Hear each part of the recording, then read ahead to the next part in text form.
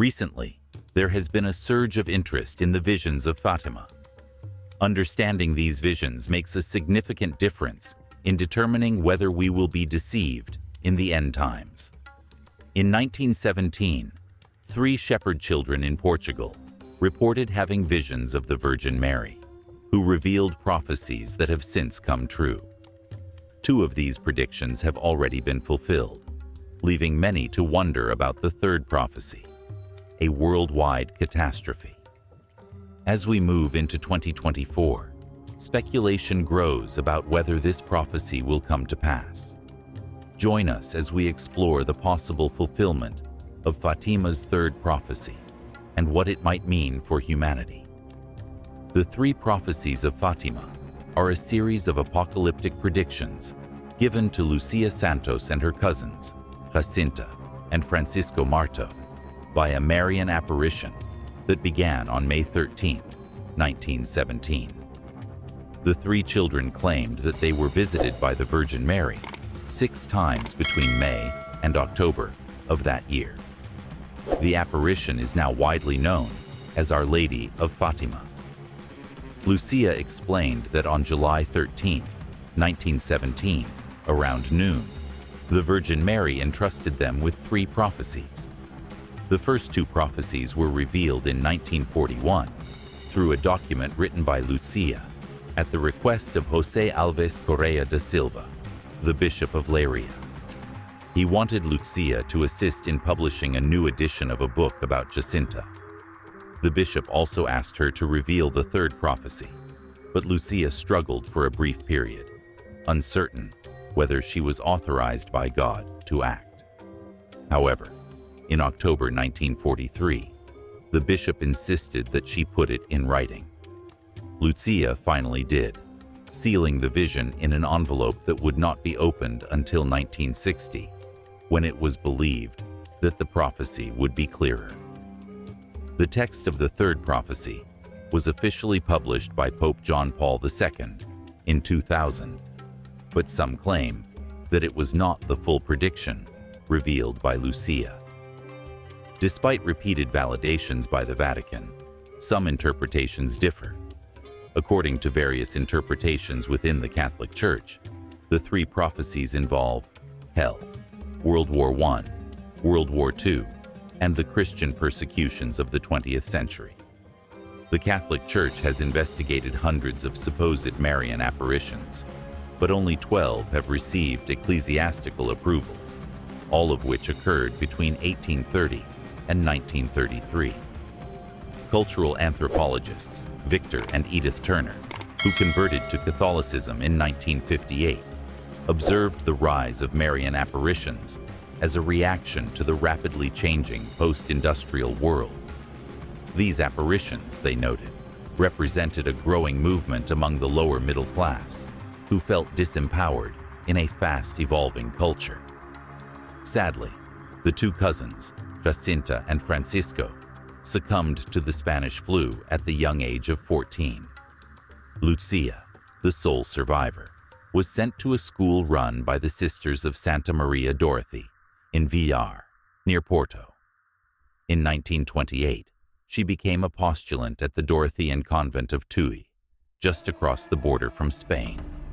She continued to report private visions periodically throughout her life. By the mid-1930s, the Bishop of Leiria encouraged Lucia, now known as Sister Maria Lucia of the Sorrows, to write her memoirs and reveal more about her cousins and the 1917 apparitions. Even in July 1917, rumors had spread about how Our Lady had entrusted the children with a revelation that was both good for some and bad for others. It was not until her third memoir, written in 1941, that Lucia began to write more extensively about the content of the revelations. The first revelation follows the predictions of French prophetess Mélanie Calvat, who saw the Virgin Mary at La Salette in 1846 and wrote about that vision almost 20 years later. Lucia wrote that the prophecy had 3 parts, the first 2 of which were revealed in 1941. The third was not written until January 3, 1944. This is not what we would typically think of as a secret in our common understanding of the word. It is important to note that these revelations are not so much prophecies of Fatima as they are divine insights granted to Lucia. The first prophecy was a vision of hell. Lucia wrote that the Blessed Virgin showed the children what hell was like, with all the suffering endured by the souls trapped there. The vision lasted only a second, but the children described it as nearly unbearable. It led to a deep trust in the promise made by Mary to guide her devout followers to Christ in order to save the souls from such a dreadful fate. The prophecies of Fatima have captivated the hearts and minds of millions around the world. For many, they offer both a warning and a call to action. The visions, particularly the first one about hell, remind us of the stark reality of our choices in life. How often do we take our decisions lightly, failing to consider their eternal consequences? Fatima's message is a poignant reminder that we are called to live with purpose, with faith, and in the light of divine truth. It's easy to dismiss prophecies or view them as distant, abstract warnings. But Fatima asks us to confront the reality of the times we live in. As we face global challenges, we cannot ignore the possibility that these prophecies are not just relics of the past, but urgent messages for our present. What does it mean for us today? How should we live differently in light of these revelations? The fulfillment of Fatima's third prophecy remains an open question, and the events of the coming years will likely reveal more. Whether the global catastrophe predicted comes to pass or not, the messages of Fatima continue to resonate with timeless relevance. We must reflect on our own lives, our faith, and our actions in these uncertain times. May we heed the lessons of Fatima and seek to live in the light of God's love and guidance. Eternal suffering. On the other hand, the second revelation is closer to what we believe a prophecy would involve. In this revelation, the Blessed Virgin shows the little children a vision where they learn that the First World War, which was occurring at the time of the visions, would end. However, another world war occurred during the papacy of Pius X, who reigned from 1922 to 1939. This new war came to pass unless the people stopped offending God and Russia converted. The Virgin requested that Russia be consecrated to her Immaculate Heart. While the first two prophecies may not seem particularly alarming, the last one is so terrifying that it could send chills down your spine. The divine forewarning, however, did not come easily. Sister Lucia, who had witnessed this vision, chose not to reveal the third secret in her memoirs from August 1941. In 1943, she fell severely ill with the flu and pleurisy. Bishop Silva, who visited her on September 15, 1943, suggested that she write down the third revelation to ensure it would be recorded in case of her death. Despite her illness, Lucia hesitated to write it down because when she received the vision, she had distinctly heard the Virgin Mary tell her not to reveal it. Yet, she found herself in a dilemma about which command she should obey. The Carmelite obedience requires that the commands of superiors be considered as coming directly from God. Ultimately, in mid-October, Bishop Silva sent Lucia a letter containing a direct order to write the prophecy down. Lucia continued to struggle with this decision, even in the face of the direct order. However, as she later explained, she overcame her hesitation when the Virgin Mary appeared to her in early January 1944, telling her to write what was instructed, but not to give her interpretation of its meaning. The third part of the vision was written by order of His Excellency, the Bishop of Leiria, and the Blessed Mother on January 3, 1944. In June of that same year, the sealed envelope containing the third revelation was delivered to Bishop Silva, where it remained until 1957. It was only then that it was handed over to Rome. The canon lawyer Galamba, an advisor to the Bishop of Leiria, was heard saying that the bishop had refused to open the sealed envelope. Lucia had made him promise that the envelope would definitely be opened and the contents revealed to the world either after her death or in 1960, whichever came first. The revelation was finally announced by Cardinal Angelo Sodano on May 13, 2000, 83 years after the first appearance of the Virgin to the children in Cova da Iria, and 19 years after the attempted assassination of Pope John Paul I. Cardinal Sodano hinted that the revelation concerned the persecution of Christians in the 20th century, culminating in the failed assassination attempt on Pope John Paul II on May 13, 1981, the 64th anniversary of the first appearance of the Lady of Fatima. Some Catholics question the idea that the prophecy has already been fulfilled. The text of the third prophecy, according to the Vatican, was published on June 26, 2000. It has been definitively established as a proven fact. One of these children, Sister Lucia, is still alive today. She is a cloistered nun living in a monastery in Portugal. The first pope to whom Lucia revealed the message was Pope Pius XII, who, after reading it, sealed it and kept it private. Later, Pope John XXIII read it and, like his predecessor, kept it out of the public eye because he knew that once revealed, it would bring despair and fear. Fear for humanity. The moment has arrived now, the time has come, and permission has been granted by Pope John Paul II to reveal this to the children of God. This is not to create panic, but rather to raise awareness of an important message so that everyone can be prepared. According to the message, the Virgin Mary told Lucia to go and directly tell the world what would happen during the decades from the 1950s to 2000. People were no longer practicing the commandments that the Father had given them. Sin and corruption were spreading everywhere, governing the world and sowing hatred and resentment. The vision revealed that people would manufacture deadly weapons capable of destroying the world in mere minutes. Half of humanity would be wiped out in a terrible conflict that would soon arise. This war would begin against Rome, and violent struggles would emerge between religious orders. In response, God would allow all forms of natural disasters, smoke, hail, cold water, fire, floods, earthquakes, fierce winds, and all kinds of severe weather, to slowly strike the planet. These disasters were to occur before 2010. Those who did not believe would be given another chance.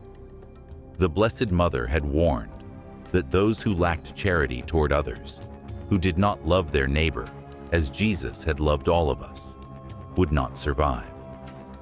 Many would wish they had never been born. The numbers of the lost were unimaginable. They would come, and there would be no doubt that God would punish severely those who refused to believe in Him, those who despised Him, and those who had no time for Him. This was a clear call to return to Jesus Christ. It is true that God helps the world, but all those who do not show faithfulness and loyalty to Him would be destroyed. Father Augustine, who lives in Fatima, shared that Pope Paul VI allowed him to visit Sister Lucia, who was a cloistered nun and thus confined to her monastery, unable to receive visitors. Father Augustine said that Lucia received him with great concern and expressed that Our Lady was deeply saddened. She felt that no one was paying attention to the revelation of 1917. Although the righteous walked along the narrow path, The wicked walked the broad road that led them straight to destruction. Lucia seemed more than convinced that the punishment would come very soon. Many souls would be lost, and entire nations could vanish from the earth. However, amid all this despair, there was still hope. If humanity would reflect, pray, and practice good works, there was still a chance for the world to be saved. Yet, if people continued in their evil ways, the world would be lost forever. It is time for everyone to share the message of our Blessed Virgin with their families, friends, and the world at large. It is expected that the third prophecy will come to pass around 2024. Regarding the remedy, people are urged to begin praying, doing penance, and making sacrifices. It seems that the world is now in the final minute of the last day, and the catastrophes are drawing near. Because of this, many who had drifted away from the Church will return to the open arms of the Church of Jesus Christ. We humans are inherently curious beings, and naturally, the part of the revelation that has captured the most attention involves the prophecy of the death of a great bishop dressed in white. This vision foretold the murder of a white-clad bishop, presumed to be the Pope, who would be killed by bullets and arrows. This was initially associated with the failed assassination attempt on Pope John Paul II. However, some argue that this cannot be the event being referred to, as the Pope did not die in that attempt, while the bishop in the vision does perish. Thus, some believe that the assassination of the Pope is a prediction of a future event. When the text of the third vision was published, Cardinal Ratzinger, one of the most prominent theologians of the 20th century, who in it, he explained that the prophecy would likely be disappointing or surprising to many.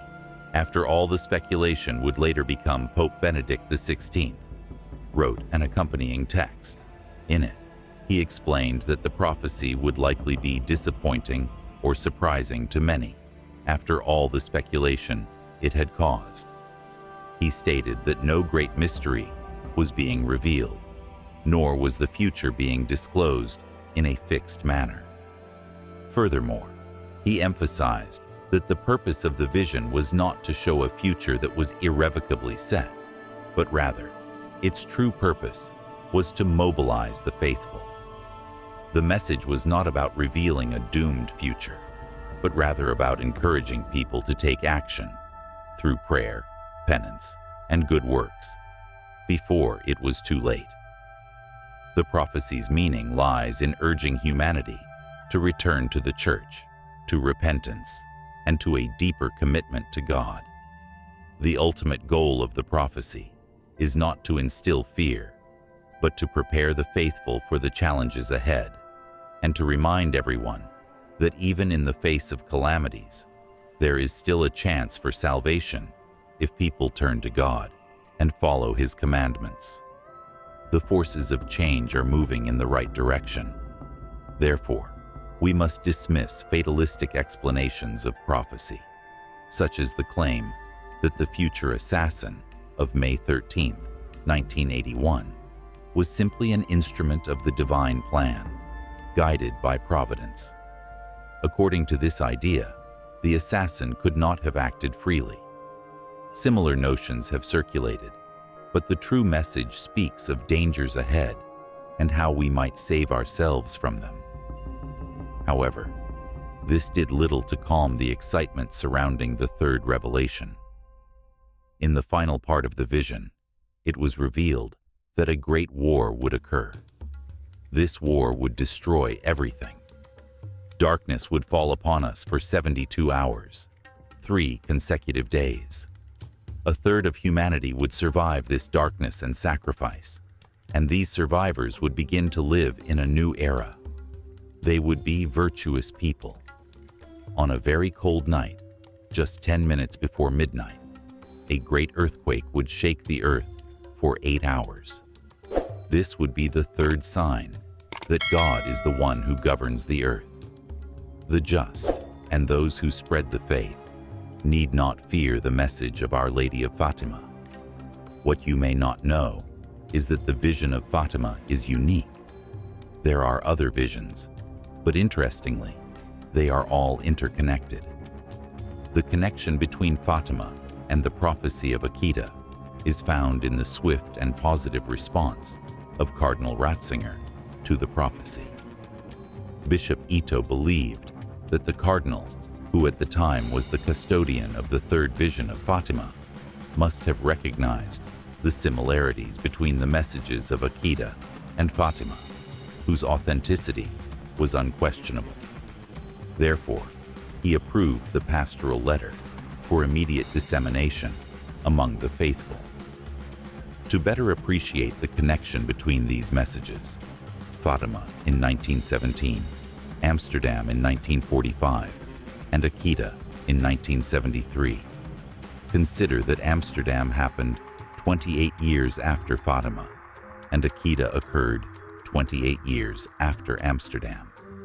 In turn, 28 years after Akita would be the year 2001, the first year of the third millennium. The late Pope John Paul I wrote in his book, Crossing the Threshold of Hope, that he believed the vision of Our Lady of Fatima, given to the shepherd children, would be fulfilled as we drew closer to the third millennium. The second correlation comes from the connection provided by heaven itself. Sister Inez learned the prayers of Fatima from her guardian angel, prayers that were also given to the children of Fatima and the Angel of Portugal. The apparitions of Our Lady of Akita and Fatima both occurred on the 13th of the month. The final apparition to Sister Inez was on October 13th, 1973, during the Miracle of the Sun in Fatima. This led Bishop Ito to conclude that the message of Akita was a continuation of the message of Fatima. The third correlation lies in the apocalyptic content of the three Fatima messages. In the third, and now fully revealed vision, we see an angel with a sword of fire about to burn the earth. Our Lady, in her splendor, intervened and stopped the angel. This caused the angel to cry out 3 times, "Penance, penance, penance," as he pointed to the world. Sister Lucia, when Pope John Paul II asked her to clarify this vision, stated that it was not God who was punishing us in this way. Rather, humanity, through its transgressions, was bringing this suffering upon itself. Sister Lucia added that if this event had not yet occurred, humanity, through its sins of immorality and injustice, especially against the poor, was slowly but surely moving toward this eventuality. While Our Lady had warned about great disasters that would strike humanity, she did not mention a massive earthquake that would affect Japan. This event occurred 10 years later, during the civil conflict that resulted in a massacre that destroyed much of the region. While there is still much debate surrounding the last prophecy, it remains a central point of criticism. Some claim that the true vision was never published by the Vatican. Before the 1930s, the primary focus of devotion to Our Lady of Fatima was the need to pray the Rosary for the end of World War I and for world peace. It is important to note that the visions of Fatima were not widely known outside of Portugal and Spain at that time. However, after the publication of Sister Lucia's memoirs in 1935, Fatima came to be seen as representing the victory of the Holy Virgin over communism. On February 8, 1960, the Portuguese news agency Agência Nacional de Informação published an article stating that it was likely that the vision would remain sealed forever. This announcement caused widespread speculation. There has been considerable speculation surrounding the content of the vision. According to the New York Times, these speculations ranged from the possibility of a global nuclear annihilation to deep divisions within the Roman Catholic Church, which could lead to rival papacies. On May 2nd, 1981, Lawrence James Downey hijacked a plane and demanded that Pope John Paul II publicly reveal the third secret of Fatima. The release of this text sparked criticism from the Catholic Church in Portugal. Both clergy and laypeople felt offended because the text had been read in Rome rather than at the Fatima sanctuary in Portugal, where the events described had taken place. On June 29, 2000, the New York Times reported that the revelation, announced on a Monday, that no apocalyptic predictions were contained in the text, provoked strong reactions from the Portuguese church. The decision to keep the revelation secret for half a century drew criticism. Critics, such as the Italian journalist and media personality Antonio Socci, argued that the handwritten 4-page document of the third secret, published by the Vatican in 2000, was either not the real prophecy or, at the very least, was not the full revelation. One of the main arguments is that the Vatican's version of the third secret, as published, was written by hand on 4 separate sheets of paper. Father Joaquin Alonso, the official archivist of Fatima for 16 years, describes in his book that according to Lucia, the vision was originally written on a single sheet of paper. This sheet was later divided, once vertically and once horizontally. Lucia's handwriting appeared on both sides of the paper. The vertical sections of this divided sheet were reproduced by the Vatican in June 2000. Another reason critics claim that the full third secret has not been revealed is the belief that the third prophecy was originally written as a letter addressed to the Bishop of Leiria. The text published by the Vatican, however, is not in the form of a letter. Lucia was interviewed by Father Jongen on February 3, 1946, and when asked when the moment for revealing the third secret would come, she replied that she had communicated the third part in a letter to the Bishop of Leiria. Furthermore, it is important to recall that Canon Galamba, an advisor to the Bishop of Leiria, was heard saying that when the bishop refused to open the letter, Lucia made him promise that it would be opened and read to the world either upon her death or in 1960, whichever came first. Antonio Socci, however, questioned how strictly the word letter should be interpreted. He also pointed out that the text of the prophecy is said to contain words attributed to the Blessed Virgin Mary. However, the third secret released by the Vatican did not include any words directly attributed to the Virgin Mary. Socci argued that the third prophecy likely began with the words, "In Portugal, the dogma of the faith will always be preserved." These words were included by Lucia in her 4th memoir, but they only appeared as a footnote in the Vatican's published version of the text. Lucia herself had stated in her 4th memoir that she would not reveal the third part of the secret. Critics also argue that the document includes information about the apocalypse, apostasy, and the satanic infiltration of the Church.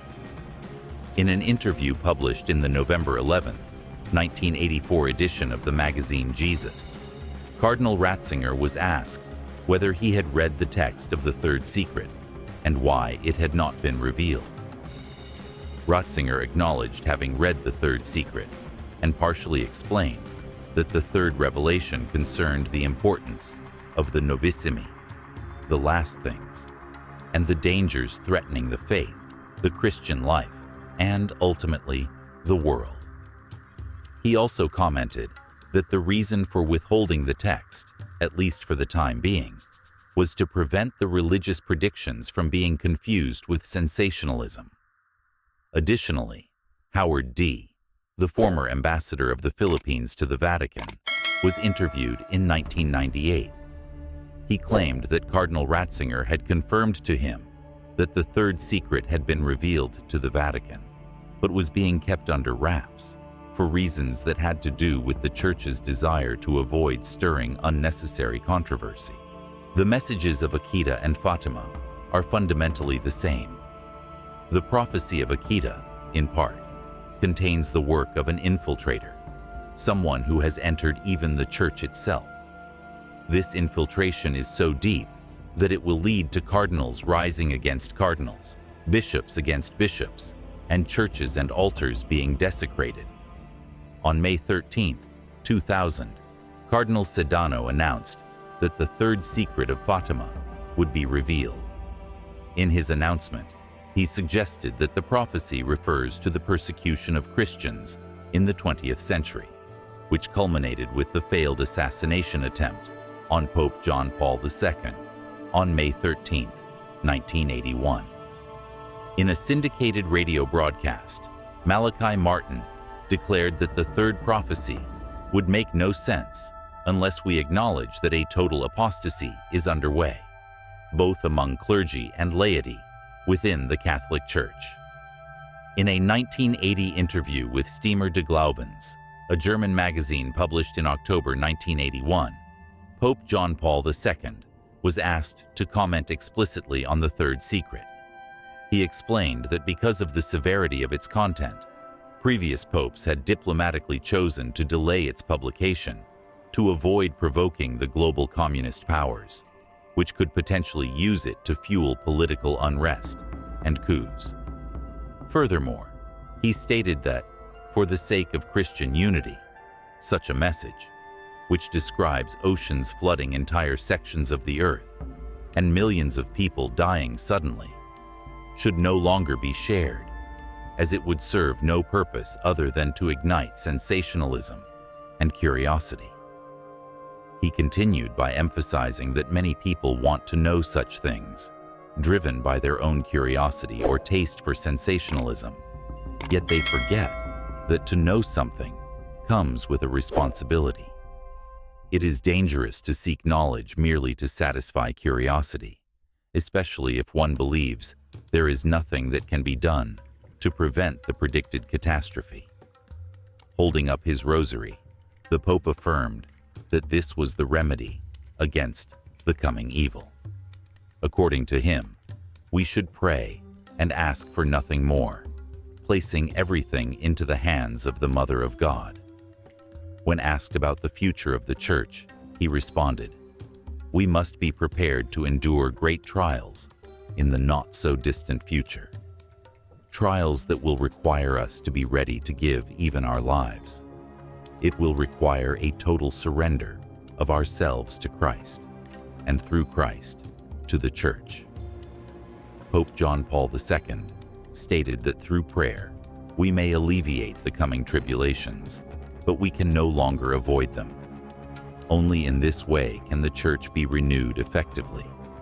Indeed, many times throughout history, the renewal of the Church has been marked by blood, and this time will not be any different. Pope John Paul II urged the faithful to remain strong, to trust in Christ and His Holy Mother, and to be especially vigilant in praying the Rosary. However, Cardinal Joseph Ratzinger denied that Pope John Paul II made these comments during the June 26, 2000 press conference in which the third secret was revealed. According to one source, the interviewer asked Sister Lucia about the third prophecy, and she responded by referring to the Gospels and the Book of Revelation, specifically mentioning Revelation chapters 8 to 13. This range includes Revelation 12:4, the same chapter and verse cited by Pope John Paul II in his homily at Fatima on May 13, 2000. Thus, the hidden prophecies of Fatima have come to light. Lesson learned. The core message from these prophecies and revelations is clear. We must prepare ourselves spiritually, because the future holds difficult trials. The Church is called to endure, and we, as Christians, are called to stand firm in our faith. The Rosary, prayer, and a total surrender to God's will are key in these trials. Though we cannot avoid suffering, we can seek solace in our faith, trusting that through these tribulations, the Church will be renewed. The prophecies remind us of the need for vigilance, a strong connection with God, and the importance of remaining faithful despite external challenges. These lessons resonate not just for the church, but for each one of us personally, as we navigate the trials and uncertainties of the modern world. Ultimately, we must remember, prayer, penance, and trust in God's plan are the path to overcoming the darkness that may come.